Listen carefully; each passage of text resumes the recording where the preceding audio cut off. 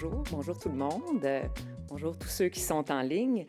Alors, très heureuse de participer ce matin à la conférence La médiation, vecteur de l'inclusion en milieu de travail. Très contente donc de participer avec vous à une discussion sur les approches déployées pour que nos organisations deviennent plus inclusives et plus ouvertes. Parce qu'au-delà des mots, c'est l'action qui compte, et ça, on le sait toutes et tous. Et pas seulement agir pour se donner bonne conscience ou pour cocher une coupe de cases dans un sondage. Il faut agir pour créer des milieux de vie et de travail dans lesquels chaque employé peut se sentir bien, peut se sentir lui-même, respecté, où il peut s'épanouir et donner donc son plein potentiel. Pour nous, à la Caisse, l'inclusion et la diversité en milieu de travail font partie de notre réalité de tous les jours et sont devenus des leviers d'attraction, des leviers de rétention de nos employés et des leviers de performance. C'est important, la performance à la Caisse. Pour y arriver, on a une approche qui repose sur 4 piliers.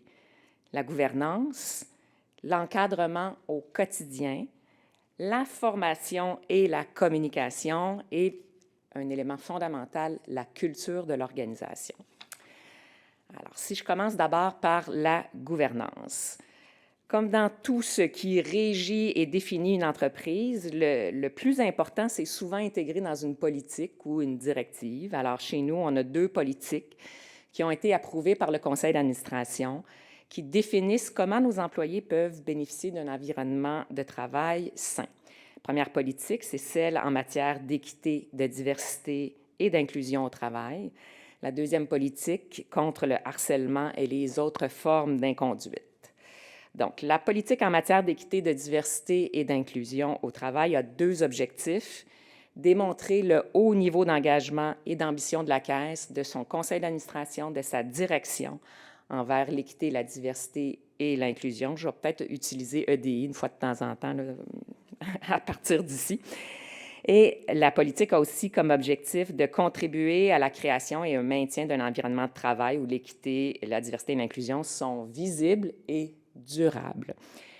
Pour sa part, la politique contre le harcèlement et les autres formes d'inconduite a 3 objectifs. Maintenir les plus hauts standards en matière de conduite professionnelle et de respect au travail. Définir ce qui constitue du harcèlement ou de l'inconduite. Déterminer comment la CDPQ va traiter les éventuels cas d'inconduite et les notions de discrimination, de harcèlement sous toutes ses formes, la violence en milieu de travail et l'inconduite y sont adressées de façon claire et transparente. Donc, premier pilier, une gouvernance qui définit bien ce qui se passe dans l'organisation. C'est essentiel, selon moi, pour se doter d'un environnement de travail sain et inclusif. Deuxième pilier, l'encadrement au quotidien. Alors d'abord, chaque membre de la direction, et ça inclut tous nos responsables d'équipe qui supervisent des gens au quotidien, doit mettre en place et promouvoir et maintenir un milieu de travail inclusif en s'assurant que la diversité, l'équité et l'inclusion sont au cœur de la gestion de nos gens. Par exemple, qu'est-ce que ça veut dire? À chaque étape du cycle de gestion dans une année, chaque étape comporte des rappels sur les pratiques inclusives, comme par exemple, est-ce qu'il y a des biais possibles dans l'évaluation de la performance ou l'établissement de la rémunération? Alors, chaque fois qu'on passe à travers un cycle de gestion, on a des rappels. On a aussi établi 2 rencontres statutaires, une en début d'année et une en mi-année. Et c'est prévu entre chaque responsable d'équipe et chacun de ses employés pour bâtir, renforcer le climat de confiance et discuter des aspirations professionnelles de l'employé et de son développement au sein de l'organisation. Donc, 2 périodes formelles, ils peuvent le faire plus souvent s'ils le veulent, mais il y a au moins 2 périodes dictées par l'organisation en début, en mi-année. De plus, mon équipe, l'équipe Talent et Performance à la Caisse, veille à conseiller et à faciliter la mise en pratique au quotidien des bons comportements et des bonnes façons de faire. Essentiellement, on fait ça de 4 façons. D'abord, on a mis sur pied une direction EDI au sein de mon équipe qui s'assure de l'application, de la promotion au quotidien des pratiques inclusives, des meilleures pratiques, et ce, partout dans l'organisation. Ensuite, on a au moyen de l'intégration des pratiques EDI en amont des processus RH, donc pour limiter, comme je le disais tout à l'heure, les biais, favoriser la création d'une culture dans l'organisation inclusive. On a aussi beaucoup de proximité entre mes équipes et les secteurs d'affaires de l'organisation. Surtout, on a un partenaire d'affaires RH qui est attitré à chacun des secteurs. Ce partenaire-là facilite l'application et la promotion des meilleures pratiques EDI. Par exemple, un PARH, qu'est-ce que ça fait? Ça conseille nos responsables d'équipe lors de leurs rencontres individuelles qu'ils ont fréquemment. Il rappelle l'importance de bien comprendre ses employés, de créer un climat sain, inclusif, et souvent, ça passe par des petits gestes au quotidien. Les PARH vont accompagner et amener les comités de gestion. Chaque secteur a un comité de gestion dans l'organisation. Donc, amène les comités de gestion à se questionner sur le développement des membres de l'équipe, leur performance, toujours en ayant en tête des données de diversité pour amener chaque responsable d'équipe à réfléchir, notamment à ses possibles biais. Et on a aussi beaucoup de données maintenant avec une plateforme de gestion des ressources humaines. Donc, on est capable de sortir des tableaux de bord, de mettre en lumière certaines données qu'on n'était pas capable auparavant. Alors, la donnée devient un élément essentiel de gestion dans les ressources humaines.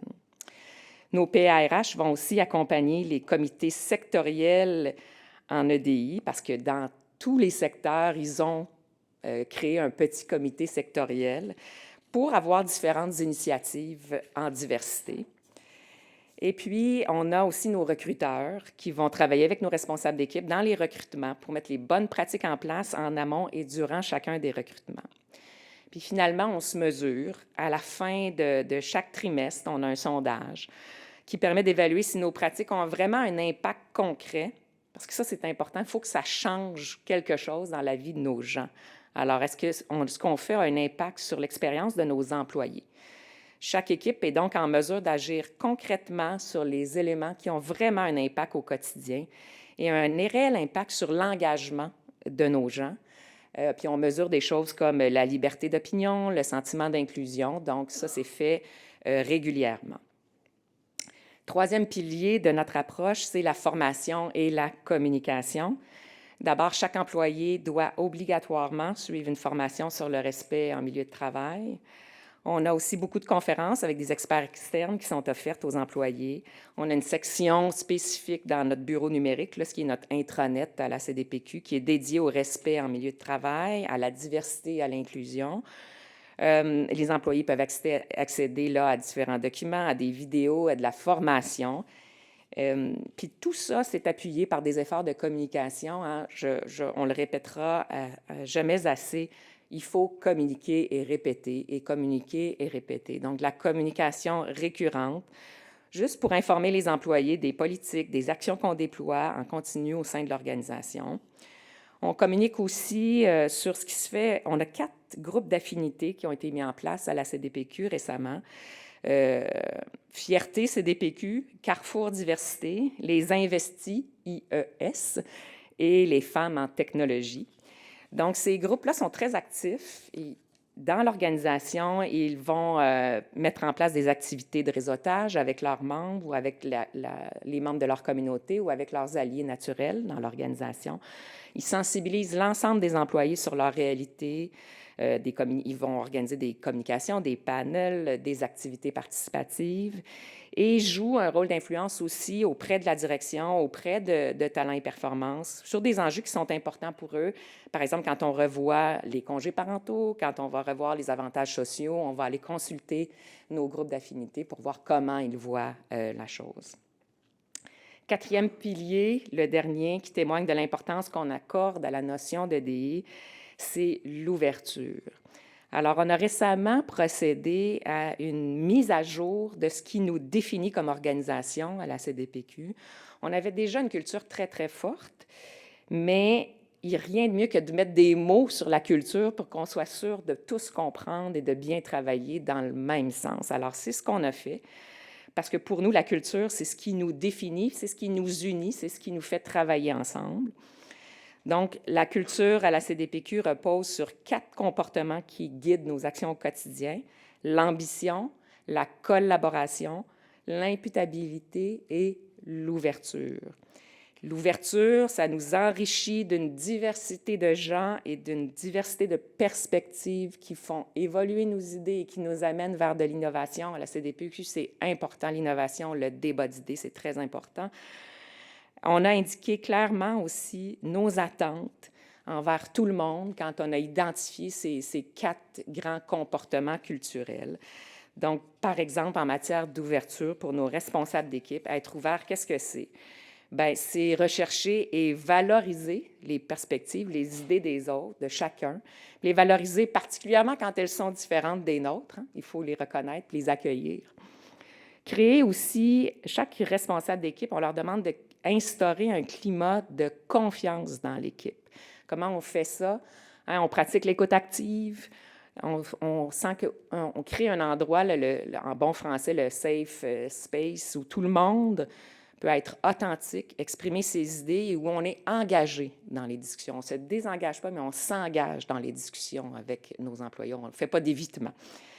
Donc, faire preuve d'ouverture, c'est un comportement qui témoigne, premièrement, d'un sens de l'humilité, de la créativité, de l'innovation, de l'adaptabilité. Ça contribue à créer ce climat de confiance-là, un climat de collaboration, puis ça favorise la performance individuelle et collective de nos gens. Donc, en résumé, 4 choses, 4 grands éléments, un cadre de gouvernance, un encadrement au quotidien, des formations, de la communication récurrente et une culture forte, bien définie, qui intègre les notions d'ouverture d'EDI à la Caisse. C'est notre approche pour offrir un environnement de travail sain qui favorise et privilégie l'inclusion. On fait de la mesure aussi, puis on mesure de façon récurrente parce qu'on vise toujours à s'améliorer en continu. Hein. Ce n'est pas parfait, mais on mesure, puis quand on est capable de mesurer puis de voir les résultats, on est capable d'agir là-dessus. Alors, puis on veut toujours essayer de s'améliorer en cette matière-là. Alors voilà, je vous remercie beaucoup de votre attention ce matin, et puis je vous souhaite un excellent colloque pour le reste de la journée.